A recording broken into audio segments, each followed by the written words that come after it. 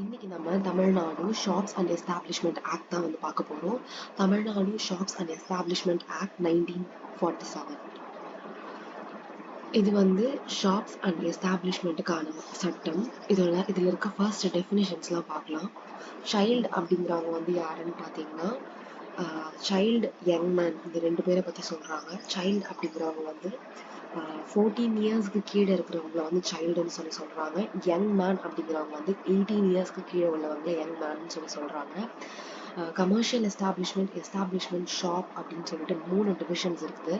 இதில் வந்து commercial establishment அப்படிங்கிறது என்னன்னு பார்த்தீங்கன்னா, establishment which is not a shop carries on பிஸ்னஸ்ன்னு சொல்லிட்டு கொஞ்சம் பிஸ்னஸ் வந்து கொடுத்துருக்காங்க.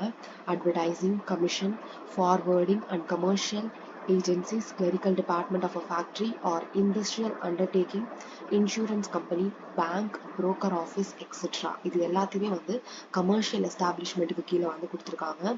இது போக கவர்மெண்ட் இதெல்லாம் ஆட் பண்ணிக்கலாம் அப்படின்னு எதெல்லாம் சொல்லுதோ அது எல்லாமே இந்த கமர்ஷியல் எஸ்டாப்ளிஷ்மெண்ட்டுக்கு கீழே வரும்னு சொல்லியிருக்காங்க. நெக்ஸ்ட் வந்து டேனா என்னன்னு பார்த்தீங்கன்னா 24 hours ரைட் ஃப்ரம் 12 o'clock அப்படின்னு வந்து சொல்லியிருக்காங்க. சில பேருக்கு வந்து ஷிஃப்ட் சிஸ்டம் மாதிரி இருந்துச்சுன்னா அவங்களுக்கு வந்து டே எப்போ வந்து அவங்க வேலைக்கு உள்ள வராங்களோ அதுல இருந்து அவங்களுக்கு வந்து டே வந்து ஸ்டார்ட் ஆகுது அப்படின்னு சொல்றாங்க. நெக்ஸ்ட் பாத்தீங்கன்னா எம்ப்ளாயர் அப்படிங்கிறவங்க வந்து யாருன்னு பாத்தீங்கன்னா யார் வந்து எந்த பர்சன் வந்து சம்பளம் கொடுக்குறாங்களோ அவங்களதான் வந்து எம்ப்ளாயர் அப்படின்னு சொல்றாங்க. கரெக்டான டேட்ல வந்து சம்பளம் கொடுக்கல அப்படின்னா எம்ப்ளாயர் தான் வந்து ரெஸ்பான்சிபிள். மேனேஜர்கிட்ட வந்து நான் சம்பளம் கொடுத்துட்டேன் அவரு போடல அப்படின்லாம் வந்து சொல்லக்கூடாது அப்படின்னு சொல்லக்கூடாது. மேனேஜர் வந்து ஓனர் இன்னும் சம்பளம் போடல அப்படின்னு சொல்லுவாரு. ஸோ இந்த மாதிரி ப்ராப்ளம்லாம் வந்ததுனாலதான் இந்த மாதிரி எம்ப்ளாயர் அப்படிங்கிற ஒரு பர்சன் வச்சு அந்த எம்ப்ளாயர் அப்படிங்கிறவங்க தான் வந்து இந்த காசு வந்து சம்பளம் வந்து கொடுக்கணும் அப்படிங்கிற ஒரு கண்ட்ரோலிங் அத்தாரிட்டி வந்து அவங்களுக்கு கொடுத்தாங்க. நெக்ஸ்ட் பாத்தீங்கன்னா எஸ்டாப்ளிஷ்மெண்ட் அப்படிங்கிறது என்னன்னு பாத்தீங்கன்னா shop, restaurant, residential hotel, public amusement, entertainment, இது போக கவர்மெண்ட் எதுலாம் சொல்லுதோ அது எல்லாமே வந்து எஸ்டாப்ளிஷ்மெண்ட்டுக்கு கீழே வரும்னு சொல்றாங்க.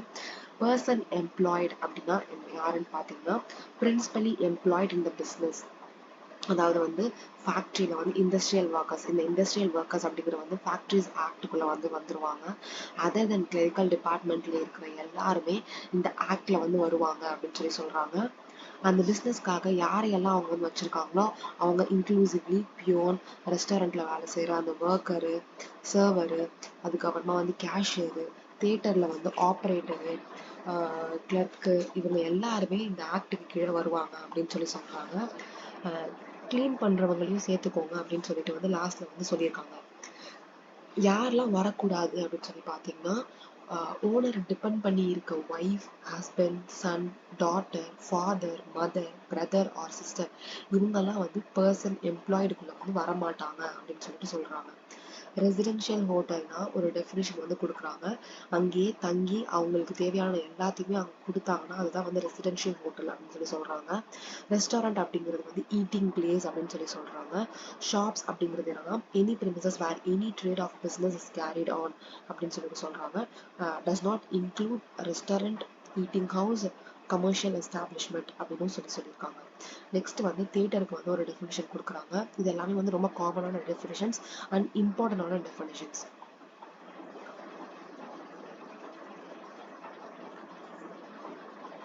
நெக்ஸ்ட் பாத்தீங்கன்னா வேஜஸ்ல எதெல்லாம் சேரும் எதெல்லாம் இன்க்ளூட் ஆகாதுன்னு டெஃபினிஷன்ல வந்து வருது. ரெமுனரேஷன் அப்படின்னா capable of being expressed in money அப்படின்னு சொல்லியிருக்காங்க. include bonus but does not include house accommodation, supply of light, water and medical attendance. இன்னும் கொஞ்சம் இருக்குது. அதாவது என்னன்னா பென்ஷன், ப்ராவிடென்ட் ஃபண்ட் அதெல்லாம் வந்து வேஜஸ்ல வராதுன்னு சொல்லியிருக்காங்க. டிராவலிங் அலவன்ஸ் வந்து வராதுன்னு சொல்லியிருக்காங்க. கிராஜுட்டி பேயபிள் அதெல்லாம் வந்து வராதுன்னு சொல்லியிருக்காங்க. வேஜஸ் சம்பந்தமா நிறைய ப்ராப்ளம்ஸ் வந்துட்டு இருந்துச்சு. அதனால எதெல்லாம் வரும் எதெல்லாம் வராது அப்படின்னு சொல்லிட்டு அவங்க வந்து மென்ஷன் பண்ணியிருக்காங்க. நெக்ஸ்ட் பாத்தீங்கன்னா யங் பர்சன் அப்படிங்கிறவங்க வந்து யாருன்னு பாத்தீங்கன்னா சைல்டு ஹாசன் கம்ப்ளீட்டட் 17 இயர்ஸ் 14 இயர்ஸ்க்கு கீழே உள்ளவங்கள சைல்டு அப்படின்னு சொல்றாங்க. இது வரைக்கும் டெஃபினிஷன்ஸ். இனிமேதான் நம்ம வந்து செக்ஷன்லாம் வந்து பார்க்க போறோம்.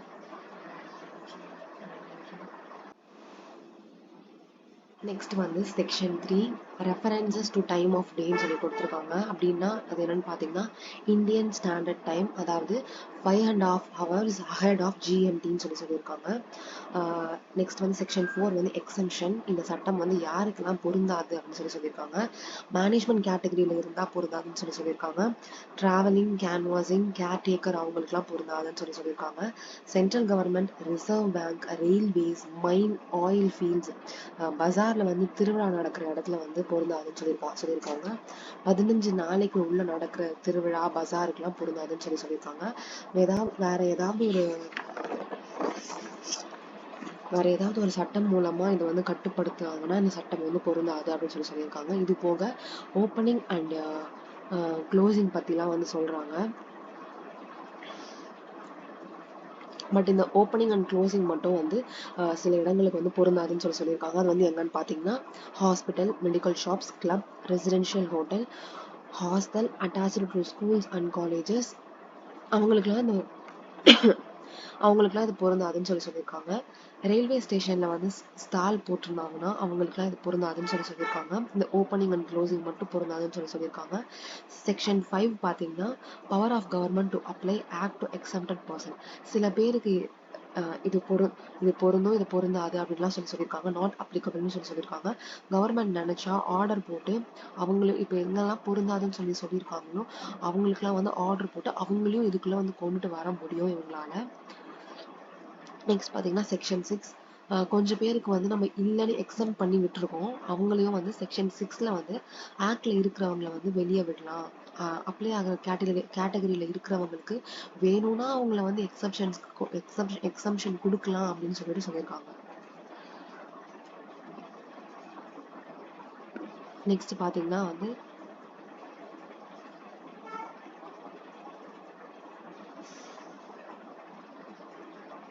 Chapter 2 shops. இதில் வந்து என்ன சொல்லியிருக்காங்க பார்த்தீங்கன்னா ஷாப்ஸை பற்றி வந்து சொல்கிறாங்க, என்ன செய்யணும் அப்படின்னு சொல்லியிருக்காங்க. Opening and closing of hours. Government சொன்ன நேரத்தில் தான் வந்து நீங்கள் வந்து கடை திறக்கணும். அதுக்கு முன்னாடியோ இல்லை பின்னாடியோ திறக்கக்கூடாதுன்னு சொல்லியிருக்காங்க. கவர்மெண்ட் வந்து ஒரு ஸ்பெஷல் ஆர்டரில் வந்து சொல்லலாம் அப்படின்னு சொல்லியிருக்காங்க. ஒரு வேளை வந்து கவர்மெண்ட் சொன்ன டைம் தாண்டி வந்து கடை திறந்துருந்தாங்கன்னா 15 minutes டைம் கொடுக்குறாங்க. அதுக்குள்ளே வந்து அவங்க கடையை மூடிடணும் அப்படின்னு சொல்கிறாங்க. ஸ்டேட் கவர்மெண்ட் வந்து டிஃப்ரெண்ட் டைம் டிஃப்ரெண்ட் பிஸ்னஸ்க்கு வந்து கொடுக்கலாம். இந்த டைம்க்கு வந்து இவங்க திறக்கலாம். அதாவது ஃபார் எக்ஸாம்பிள் ஹோட்டல்லாம் வந்து இந்த டைம் வந்து இந்த டைம், ப்ரொவிஷனல் ஸ்டோர்லாம் இந்த டைம் வந்து இந்த டைம் அப்படின்ற மாதிரி கொடுக்கலாம் அப்படின்னு சொல்லியிருக்காங்க. செக்ஷன் 8ல பார்த்தீங்கன்னா selling outside shops prohibited after closing hours. கடையை பூட்டிட்டு கடைக்கு வெளியே வச்சு விற்கக்கூடாது அப்படின்னு சொல்லியிருக்காங்க. சேம் கிளாஸ் ஆஃப் கூட்ஸ் வந்து விற்கக்கூடாது அப்படின்னு சொல்லியிருக்காங்க. மளிகை கடை பூட்டினதுக்கு அப்புறம் அதே இடத்துல வந்து வெளியே வந்து எப்படி சொல்றது, மளிகை பொருள் வச்சு விற்கிறது, இட்லி கடை போட்டு அதெல்லாம் வந்து மேபி மளிகை பொருளே வச்சு விற்றாங்கன்னா அது வந்து தப்பு. ஆனால் வந்து மேபி வந்து அந்த மளிகை கடை மூடினதுக்கு அப்புறம் அவங்க வந்து இட்லி கடை ஏதாவது வச்சு அவங்க போட்டாங்கன்னா அது வந்து தப்பு இல்லை அப்படின்னு சொல்லியிருக்காங்க. நெக்ஸ்ட் பார்த்தீங்கன்னா செக்ஷன் 9ல வந்து daily and weekly hours of work in shops. என்ன சொல்லியிருக்காங்கன்னா 8 hours 1 person 8 hours மட்டும்தான் 1 person வந்து வேலை வாங்கலாம். அதுக்கு மேலே வந்து வேலை வாங்கக்கூடாது அப்படின்னு சொல்லியிருக்காங்க.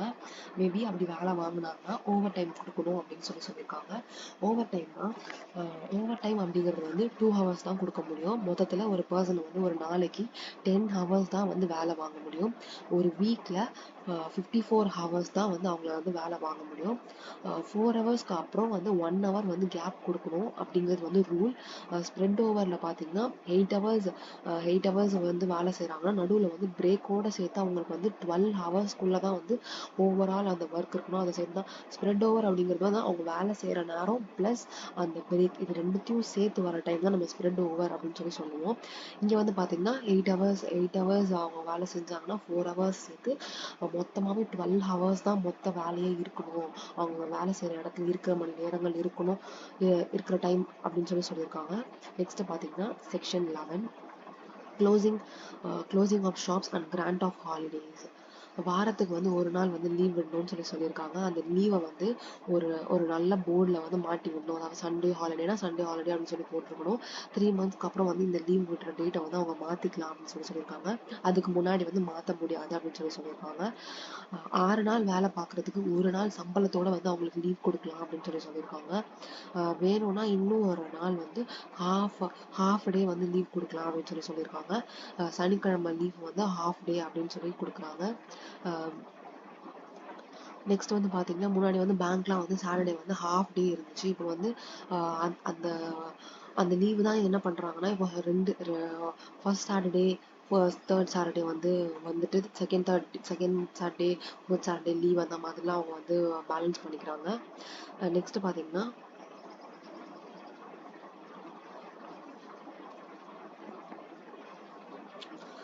சாப்டர் 3.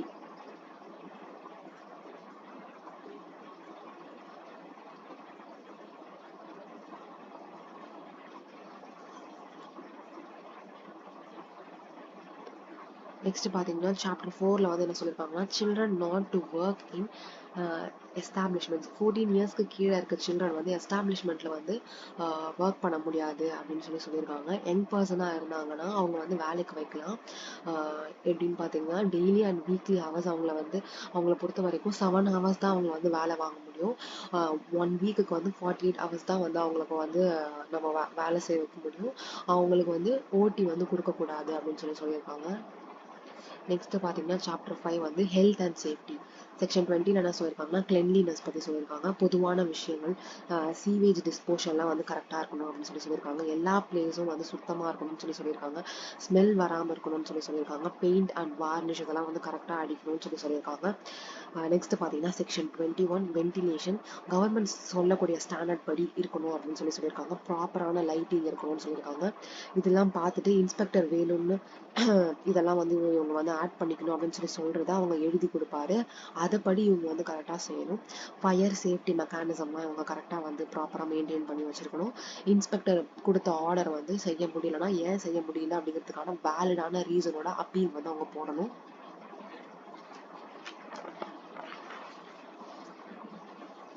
நெக்ஸ்ட் பார்த்தீங்கன்னா holidays with wages. Holiday and sick leave. இது வந்து என்னன்னு பார்த்தீங்கன்னா ஒன் பர்சனுக்கு வந்து 12 மந்த்ஸில் 12 டேஸ் வந்து லீவ் வந்து எடுத்துக்கலாம். 45 டேஸ் வரைக்கும் இந்த லீவ் வந்து சேர்த்து அக்யூமுலேட் பண்ணி வைக்கலாம். 1 இயர் ஃபுல்லாக வந்து சிக் லீவே எடுக்கலன்னா நெக்ஸ்ட் இயர் அந்த லீவை வந்து சிக் லீவை வந்து மொத்தமாக சேர்த்து எடுத்துக்கலாம். சிக் லீவ் வந்து வருஷத்துக்கு வந்து 12 நாள் வந்து எடுத்துக்கலாம் 1 இயருக்கு. கேஷுவல் லீவ் அப்படிங்கிறது வந்து 12 டேஸ் வந்து எடுத்துக்கலாம் 1 இயருக்கு. ஒரு ஆளை வந்து நம்ம வேலையை விட்டு போக சொல்லிட்டாங்கன்னா அவர் வந்து லீவ் கேட்டு கொடுக்க முடியலன்னு சொன்னா அதுக்குள்ள சேலரியை வந்து கொடுத்துடுங்க அப்படின்னு சொல்றாங்க. அடுத்தது டிஸ்சார்ஜ் பண்ணிட்டாங்கன்னா ஒருத்தரை வந்து பிகாஸ் ஆஃப் சிக்னஸ் ஆக்சிடென்ட் அப்போ அவரோட சிக் லீவ்க்கான பணத்தையும் கொடுத்துடணும் அப்படின்னு சொல்றாங்க. எக்ஸாம்பிள் வந்து கால் இப்போ ஒரு வேலை அவருக்கு போயிடுச்சு அப்படின்னா வேலையை விட்டு தூக்கிடுவாங்க. அப்போ வந்து சிக் லீவ்லாம் கொடுத்துடணும் அப்படின்னு சொல்றாங்க. 12 மந்த்ஸ் வந்து கண்டினியூஸ் சர்வீஸ் அப்படிங்கிற டேர்மை எப்படி கால்குலேட் பண்ணணும்னு பார்க்க போறோம். கண்டினியூஸ் சர்வீஸ்ல ஏதோ ஒரு நாள் வந்து சிக் லீவ் எடுத்துட்டாருன்னா 1 மந்த்ல ஒரு நாள் அப்போ அதை வந்து சேர்த்துக்கலாம் அப்படின்னு சொல்றாங்க. Sick leave, accident, authorised leave not exceeding 90 days. அதாவது சேர்த்து வச்ச லீவ் எடுத்துட்டு இப்போ வந்து ஒரு பர்சன் வந்து அவரோட மகளோட கல்யாணத்தை வந்து நடத்துறாருன்னா அது வந்து என்ன சொல்றோம் பார்த்தீங்கன்னா ஆத்தரைஸ்டு லீவ் அப்படின்னு சொல்லுவோம். Strike which is not illegal, அதாவது இன்வாலண்டரி அன்எம்ப்ளாய்மெண்ட், அதாவது வேலை கொடுக்காம போற சிச்சுவேஷன் வரும்போது இதெல்லாம் வந்து ஆத்தரைஸ்டு லீவ்ல வந்து எடுத்துக்கலாம் அப்படின்னு சொல்றாங்க. ஹாஸ்டல்ல இருந்தா கண்டினியூஸ்லி எம்ப்ளாய்டு நீங்க உள்ளேயே தங்கி இருப்பாங்க அவங்களுக்கு வந்து சொல்றாங்க ஒரு நாளைக்கு குறைய இருந்தாங்கன்னா ஃப்ராக்ஷன் ஆஃப் ஹாலிடேஸ்ல வந்து விட்டுருங்க, மீதி நாளை வந்து ஃபுல் டேவா கால்குலேட் பண்ணிக்கணும் அப்படின்னு சொல்றாங்க. இது எப்படி கால்குலேட் பண்ணணும்னா இது எப்படி கால்குலேட் பண்ணணும்னு முடிவு பண்ணால் கவர்மெண்ட்டுக்கு வந்து பவர் இருக்குது. Pay during annual holidays. Last 3 months அவருக்கு கொடுத்த சம்பளத்தில் வந்து டெய்லி ஆவரேஜாக எடுத்து அதை சம்பளமாக வந்து கொடுக்கணும். ஒருத்தரோட ஆனுவல் ஹாலிடேஸை கொடுக்கணும். Power to increase the number of holidays. State government வேணும்னா ஹாலிடேஸை வந்து கூட்டிக்கலாம். Power of inspector to act and behalf of a person employed. அவருக்கு ஒரு சம்பளம் கொடுக்கலன்னா அந்த பர்சன் தான் கேட்கணும்னு இல்லை, இன்ஸ்பெக்டரும் வந்து கேட்கலாம். இன்ஸ்பெக்டருக்கு அந்த அத்தாரிட்டி வந்து கொடுத்துருக்காங்க. நெக்ஸ்ட் வந்து வேஜஸ் பற்றி சொல்கிறாங்க. வேஜஸ் வந்து எப்படி சம்பளம் கொடுக்கணும் அப்படின்னு சொல்லி சொல்கிறாங்க. Responsibility for wages. Employer shall be responsible அப்படின்னு சொல்லி சொல்லியிருக்காங்க. எம்ப்ளாயர் அப்படிங்கிறது வந்து இந்த மேனேஜர், ஓனர், இவங்க ரெண்டு பேரும் சேர்த்தவங்க தான் எம்ப்ளாயர் அப்படின்னு சொல்லி சொல்கிறாங்க. Fixation of wages. Fixation of wage period, அதாவது எவ்வளவு நாளுக்கு ஒரு தடவை சம்பளம் கொடுக்கணும் அப்படின்னு சொல்லிட்டு நோட் பண்ணிக்க சொல்கிறாங்க. சில பேர் வந்து டெய்லி கொடுப்பாங்க, சில பேர் வந்து வீக்லி ஒன்ஸ் கொடுப்பாங்க, சில பேர் வந்து மந்த்லி ஒன்ஸ் கொடுப்பாங்க. ஸோ வேஜ் பீரியடை வந்து எம்ப்ளாயர் வந்து ஃபிக்ஸ் பண்ணலாம், பட் 1 மந்த்துக்குள்ளே கண்டிப்பாக கொடுத்துடணும் அப்படின்னு சொல்லியிருக்காங்க. வேஜஸ் ஃபார் ஓவர் டைம் எப்படி கொடுக்கணும்னா twice the ordinary rate of wages. 1 hour வேலை செஞ்சாங்கன்னா 2 hours சேலரி வந்து அவங்களுக்கு கொடுக்கணும் அப்படின்னு சொல்லியிருக்காங்க. வேஜஸ் அப்படிங்கிறது என்னன்னு பார்த்தீங்கன்னா டிஏ ப்ளஸ் சேலரி, இது ரெண்டுத்தையும் சேர்த்து தான் வந்து வேஜஸ். எல்லாம் சேர்த்து கரெக்டாக கொடுக்கணும்னு சொல்லியிருக்காங்க. Time of payment of wages. எப்போ வந்து சம்பளம் கொடுக்கணும் அப்படின்னு சொல்லி பார்த்தீங்கன்னா before the expiry of 5 days, after the last working day 31st month. அதாவது 31st முடியுதுன்னா முடிஞ்சதுக்கப்புறம் நெக்ஸ்ட் மந்த் 5ஆம் தேதிக்குள்ளே வந்து அவங்களுக்கு சம்பளம் கொடுத்துடணும் அப்படின்னு சொல்லியிருக்காங்க. ஒருத்தர் வந்து வேலையில் விட்டு போக சொன்னால் 2 நாளையிலே வந்து கொடுத்துடணும் அப்படின்னு சொல்லியிருக்காங்க. மேபி டெர்மினேட் பண்ணியிருந்தாங்கன்னா இதில் ஏதாவது வந்து சேஞ்சஸ் பண்ணணும்னா கவர்மெண்ட் வந்து சில கம்பெனிஸ்க்கு வந்து எக்ஸப்ஷன்ஸ் கொடுக்கலாம். All payment shall be made on a working day. இவன் வந்து சம்பளம் கொடுக்குறோன்னு சொல்லிட்டு சண்டே வந்து அவங்க வந்து வாங்கிக்கோங்க, சண்டே நாங்கள் சேலரி தரோம் வந்து வாங்கிக்கோங்க அப்படின்னு சொல்லக்கூடாது. வேஜஸ் வந்து காயின்ஸ் ஆர் கரன்சியில் தான் கொடுக்கணும்னு சொல்லியிருக்காங்க. நெக்ஸ்ட் பார்த்தீங்கன்னா deductions which may not be made from wages. எதெல்லாம் பிடிக்கலாம் அப்படின்னு சொல்லிட்டு கவர்மெண்ட் வந்து சொல்லியிருக்காங்க. அது மட்டும்தான் வந்து பிடிக்கணும். என்னெல்லாம் பிடிக்கலாம் அப்படின்னு சொல்கிறாங்க. ஃபைன் ப்ளஸ் வேலைக்கு வரலன்னா சம்பளம் பிடிக்கலாம். Neglect of duty damages, house accommodation, government ஏதாவது பிடிக்க சொல்லியிருந்தா அது வந்து பிடிக்கலாம். இன்கம் டேக்ஸ், மேபி ஏதாவது அட்வான்ஸ் கொடுத்துருந்தா அது பிடிக்கலாம்னு சொல்லியிருக்காங்க. பிஎஃப், கோஆப்ரேட்டிவ் சொசைட்டின்னு ஏதாவது கொடுத்துருந்தாங்கன்னா அது பிடிக்கலாம்னு சொல்லியிருக்காங்க. ஃபைனை பொறுத்த வரைக்கும் ஃபைன் பிடிக்கலாம், பட் எதெல்லாம் பிடிக்கணும், ஃபைன் போடுவோம் அப்படிங்கிறது வந்து ஷெட்யூல் இந்த ஸ்கீம் மாதிரி உருவாக்கி அதை வந்து கவர்மெண்ட் கிட்ட தான் அவங்க பெர்மிஷன் வாங்கியிருக்கணும். அதை வந்து நோட்டீஸ் போர்டில் வந்து போட்டிருக்கணும், எல்லாருக்கும் தெரியும்படியாக போட்டிருக்கணும். லேபர் ஆஃபீஸர்கிட்ட வந்து பெர்மிஷன் வாங்கியிருக்கணும். 3% மட்டும்தான் வந்து நம்ம வந்து ஃபைன் போட முடியும். அது என்னைக்கு நடந்திருக்கோம் அந்த ஃபைன் போட்ட நாள்லேருந்து 60 daysக்குள்ளே வந்து நம்ம அந்த ஃபைனை வந்து கலெக்ட் பண்ணிடணும். ஃபைன் அப்படிங்கிறது வந்து காமன் ஃபண்டில் போட்டு எம்ப்ளாயீஸோட உபயோகத்துக்காக தான் அந்த ஃபைன் காசை வந்து நம்ம பயன்படுத்தணும். எம்ப்ளாயரோட ஓன் பர்பஸ்க்காகலாம் வந்து இதை வந்து யூஸ் பண்ணக்கூடாது. Reduction from absence of duty. இப்போ வந்து ஒரு நாளைக்கு வந்து வேலைக்கு வராமல் இருந்திருந்தாருன்னா 2 நாளைக்கான சம்பளத்தை அவரால் பிடிக்க முடியாது. 30 daysல வந்து 1 day அவர் வரலன்னா ஒரு நாளுக்கான சம்பளத்தை மட்டும்தான் பிடிக்க முடியும். நோட்டீஸ் கொடுக்காம 10 or more person வந்து மொத்தமாக லீவ் போட்டாங்கன்னா 8 daysோட சேலரியை வந்து பிடிச்சிக்கலாம் அப்படின்னு சொல்கிறாங்க. Lightning strike, mass casual leave, இதெல்லாம் வந்து கட்டுப்படுத்தணும் அப்படிங்கிறதுக்காக கொண்டு வந்தது தான் இது. நெக்ஸ்ட் பார்த்தீங்கன்னா damages for loss. Negligence opportunity கொடுக்கணும். அதாவது வந்து இப்போ டீ கிளாஸ் இதெல்லாம் உடச்சிட்டாங்கன்னா மேபி வந்து இல்லை கஸ்டமர் தான் உடச்சிட்டாங்க அப்படின்னு சொல்லிட்டு ஸோ அவங்களுக்கு வந்து ஒரு நெக்லிஜென்ஸ் வந்து கொடுக்கலாம் அப்படின்னு சொல்கிறாங்க. நெக்ஸ்ட் வந்து show cause notice. Show cause register வச்சு இதெல்லாம் வந்து எழுதணும் அப்படின்னு சொல்கிறாங்க. டிடக்ஷன்ஸ் ஃபார் சர்வீசஸ் ரெண்டாம். தங்கி இருக்கவனுக்கு வந்து இடம் கொடுத்துருக்கேன், சம்பளத்தில் பிடிக்க போகிறேன் அப்படின்னா அது வந்து நம்ம பிடிச்சிக்கலாம். ஹவுஸ் அகாமடேஷன் இது பார்ட் ஆஃப் த அக்ரிமெண்ட்டில் இருந்தால் நம்ம எடுத்துக்கலாம் அப்படின்னு சொல்கிறாங்க. நெக்ஸ்ட் வந்து அட்வான்ஸ் மணி ஏதாவது கொடுத்துருந்தாங்கன்னா அதை பிடிச்சிக்கலாம் அப்படின்னு சொல்கிறாங்க. ஆத்தரைஸ்டு டிடக்ஷன்ஸ், இப்போ தீபாவளிக்கெலாம் வந்து அட்வான்ஸ் கொடுத்துட்டு 10 monthsல வந்து அதை வாங்கிக்கலாம் அப்படின்னு சொல்கிறாங்க. Authorised deductions, wages not earn. Next பார்த்தீங்கன்னா கோஆப்ரேட்டிவ் சொசைட்டி, இன்சூரன்ஸ் இதெல்லாம் வந்து பிடிச்சிக்கலாம்னு சொல்கிறாங்க. நோட்டீஸ் ஆஃப் டிஸ்மிசல், 6 months வேலை பார்த்துட்டு தான் 1 month நோட்டீஸ் அல்லது 1 month சேலரி கொடுத்துட்டு தான் அனுப்ப முடியும். சும்மா நாளையிலேருந்து வேலைக்கு வராது அப்படின்லாம் சொல்லி அனுப்ப முடியாது. எப்போவுமே வந்து சார்ஜஸ் ஆஃப் மிஸ்கான்டக்ட் அப்படின்னு சொன்னால் எவிடன்ஸ் கொடுத்துட்டு என்கொயரி நடத்தி தான் வெளியே போக சொல்ல முடியும். அப்படி ஒரு வேலை வெளியே போக சொன்னால் ரைட் ஆஃப் அப்பீல் இருக்குது. கவர்மெண்ட்டில் லேபர் டிபார்ட்மெண்ட்டில் அப்பீல் கொடுப்பாங்க. அங்கே அவங்க வந்து இவர் செய்தது வந்து கரெக்டாக இல்லையான்னு சொல்லி பார்ப்பாங்க. 2 பேரும் கூப்பிட்டு விசாரித்து தீர்ப்பு கொடுப்பாங்க. சிவில் கோர்ட்டுக்குள்ளே ஒரு பவரை வந்து கொடுக்குறாங்க. இங்கே வந்து சாட்சி சொல்லுங்கன்னு ஆர்டர் போட்டு சாட்சி சொல்ல வைக்கலாம். சில டாக்குமெண்ட்ஸை வந்து கொண்டு வாங்க அப்படின்னு சொல்ல உரிமை இருக்கு. இல்லைன்னா வேற ஒரு ஆள் அனுப்பி விசாரிச்சுட்டு வர சொல்லவும் உரிமை இருக்குது. The decision of appellate is final. அவங்க அவங்க வேலையை விட்டு அனுப்ப சொன்னா அனுப்பணும், வேலையிலே இருக்கணும்னு சொன்னாலும் இருக்கணும். இதுக்கு மேல சாட்டிஸ்ஃபை இல்லைன்னா இவங்க வந்து ஹைகோர்ட்டுக்கு வந்து போகலாம் அப்படின்னு சொல்லியிருக்காங்க. நெக்ஸ்ட் பாத்தீங்கன்னா இங்க நேச்சுரல் ஜஸ்டிஸ் இல்லை, ஒழுங்கா என்ன விசாரிக்கல அப்படின்னு சொல்லி ஃபர்தரா அவங்க வந்து மூவ் பண்ணலாம். டிசிஷன் வந்து அப்பலேட் அத்தாரிட்டி வந்து அப்பலேட் அத்தாரிட்டியோட டிசிஷன் தான் வந்து ஃபைனலா இருக்கும். வேணும்னா ஹைகோர்ட்டுக்கு போகலாம். அப்பலேட் அத்தாரிட்டி வந்து ரீஇன்ஸ்டேட்மெண்ட் பண்ண சொல்லிட்டு அதுக்கு அகெயின்ஸ்டா ஹைகோர்ட்டும் சுப்ரீம் கோர்ட்டும் எம்ப்ளாயர் வந்து போறாங்கன்னா இவருக்கு வந்து ஃபுல் வேஜஸை கொடுக்கணும் அப்படின்னு சொல்றது வந்து கண்டிஷன். அப்பலேட் அத்தாரிட்டி வந்து இவங்களை டிஸ்மிஸ் பண்ணது சரியில்லை, இவங்க வந்து வேலைக்கு எடுக்கணும் அப்படின்னு சொல்றாங்கன்னா வேலைக்கு டிலே பண்ணதுக்காக ஹைகோர்ட்டுக்கோ இல்லை சுப்ரீம் கோர்ட்டுக்கோ அவங்க வந்து போவாங்க. நெக்ஸ்ட் பாத்தீங்கன்னா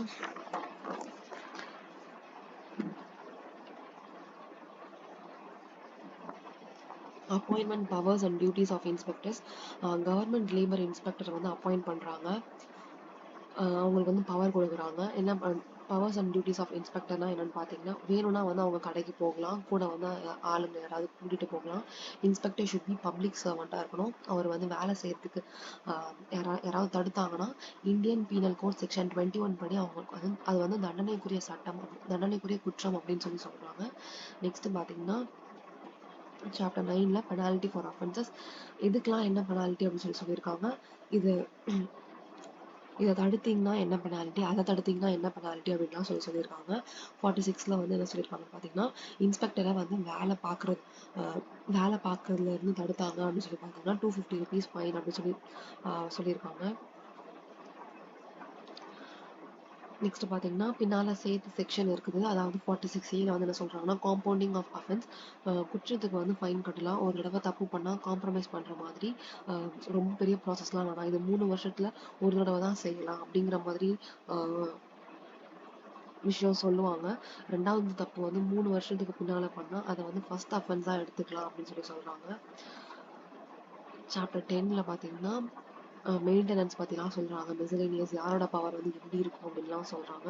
இதுக்கு ரூல்ஸ்லாம் வந்து உருவாக்க சொல்கிறாங்க. செக்ஷன் 50ல இதெல்லாம் சொல்லியிருக்க விஷயத்துல இருந்து ஓனர் கூட நல்ல அக்ரிமெண்ட் இருக்குன்னு சொல்லியிருக்காங்க. எக்ஸாம்பிள் 12 நாள் லீவ் இருக்கு, 15 நாள் லீவ் கொடுத்தா வந்து நீங்கள் வாங்கிக்கணும் அப்படின்னு சொல்கிறாங்க. உங்களுக்கு வேற சட்டம் செல்லும் அப்படின்னு இருந்தால் ப்ரிவிலேஜஸ் இருந்தால் எடுத்துக்கோங்க அப்படின்னு சொல்கிறாங்க. நெக்ஸ்ட் பார்த்தீங்கன்னா கவர்மெண்ட் வேணும்னா இதை வந்து ப்ரொவிஷன்ஸாக ஏதாவது வேணாம்னு ஃபீல் பண்ணா ஸ்பெஷல் அக்கேஷன்ஸ் ஏதாவது இருந்தால் அதை நிறுத்தி வைக்கலாம் அப்படின்னு நினச்சா வைக்கலாம் அப்படின்னு சொல்கிறாங்க. 52ல வந்து இது எல்லாத்துக்குமே தேவையான பவர்ஸை வந்து கொடுக்குறாங்க.